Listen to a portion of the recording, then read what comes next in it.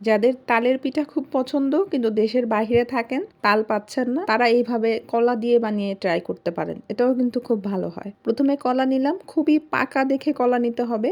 কলার স্কিনগুলো দেখে কিন্তু বোঝা যাচ্ছে যে কতটা পাকা ছিল। প্রথমে খোসাটা ছাড়াই নিব, পরে এগুলো একটু ম্যাশার দিয়ে যে কোনো কিছু দিয়ে একটু ম্যাশ করে নিই। কলা ম্যাশ করা হয়ে গেলে এখানে 1 কাপ চিনি অ্যাড করে দিচ্ছি। খুব ভালো পাকা কলা হলে 1 কাপ চিনির চাইতে বেশি কিন্তু চিনি দেওয়ার প্রয়োজন নেই। আর দিচ্ছি একটা বড় সাইজের মুরগির ডিম। ডিম যদি ছোট হয় তবে 2টা ডিম অ্যাড করতে হবে। কলার পেস্টের সাথে এখন চিনি, ডিম একসাথে মিক্স করে নিতে হবে। যতক্ষণ পর্যন্ত চিনিটা গলে যাচ্ছে ততক্ষণ পর্যন্ত মিক্স করে নিতে হবে। আমি একটু তাড়াতাড়ি হওয়ার জন্য এভাবে ইলেকট্রনিক বিটার দিয়ে বিট করে নিচ্ছি। অ্যাড করে দিব 1 কাপ পরিমাণ চালের গুঁড়া। কলার পেস্ট মাঝে মাঝে কালো হয়ে যায়, এই কারণে আমি সামান্য একটু ফুড কালারও কিন্তু ব্যবহার করেছি। 1/2 কাপ আরও দিয়ে দিলাম চালের গুঁড়া। এখন ভালোভাবে একটু মিশিয়ে নিতে হবে কলার পেস্টের সাথে। এরপরে দিয়ে দিচ্ছি ময়দা 1/2 কাপ। 1.5 কাপ চালের গুঁড়ার সাথে 1/2 কাপ ময়দাই কিন্তু যথেষ্ট। তবে এখানে আটা দিলে কিন্তু হবে না। আর দিয়ে দিচ্ছি সামান্য একটু বেকিং পাউডার, বেকিং সোডা না, বেকিং পাউডার। আর দিয়ে দিচ্ছি কোরানো নারিকেল। নারিকেলটা কিন্তু কোনোভাবে স্কিপ করা যাবে না, এতে সুন্দর একটা ঘ্রাণ আসবে। নারিকেলটাও ভালোভাবে মিশিয়ে নিতে হবে। দেখতে এটা এরকম হবে।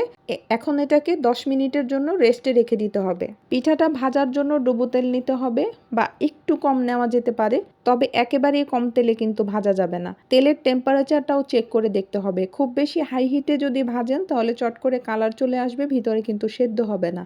মিডিয়াম হিটে রেখে আপনাকে পিঠাটা ভেজে নিতে হবে। এইরকম ছোট ছোট করেই কিন্তু ভেজে নিতে হবে, যেমনটা তালের পিঠা আমরা ভেজে থাকি। খুব বেশি বড় বড় করে দিলেও কিন্তু ভেতর থেকে পিঠাটা সেদ্ধ হবে না। যেহেতু এটা শুকনো চালের গুঁড়ো দিয়ে করা, তো এটা সেদ্ধ হতে একটু সময় লাগবে। খুব বেশি বড় আকারের যদি পিঠা ভেজে থাকেন তাহলে ওটা ভেতরে কাঁচা রয়ে যাবে। এপিট-ওপিট ঘুরায় ঘুরায় খুব ভালোভাবে ভেজে নিতে হবে। আর এই রকম লাল করে ভেজে তুলতে হবে, তাহলে উপরটা খুব মুচমুচে হবে, ভেতর থেকেও কাঁচা থাকার কোনো সম্ভাবনা থাকবে না। যেহেতু এটা চালের গুঁড়ো দিয়ে করা, তো মুচমুচে করে যদি একটু ভেজে ওঠান তাহলে 2 থেকে 3 দিন পর্যন্ত এটা উপরটা মুচমুচে থাকবে। আর এই পিঠার ভেতরটা খুব নরম থাকবে, কেকের মতো একেবারে সফট। উপর দিয়ে খুব ক্রিস্পি, ভেতর দিয়ে সফট, খেতে কিন্তু খুবই ভাল লাগবে।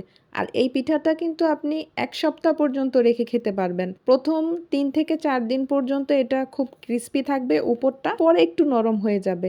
1 সপ্তাহ পর্যন্ত আপনি এটা রেখে খেতে পারবেন, নষ্ট হবে না। চেষ্টা করবেন নারিকেলটা অবশ্যই দেওয়ার জন্য। ভাজার পরে নারিকেল আর কলার খুব সুন্দর একটা ঘ্রাণ আপনি পাবেন। একটা পিঠা আমি চিড়ে দেখাচ্ছি যে ভিতরটা কেমন হলো। উপরটা কিন্তু খুবই মুচমুচে আর ভিতরটা দেখলেন একেবারে সফট, অনেকটা বানানা কেকের মতো।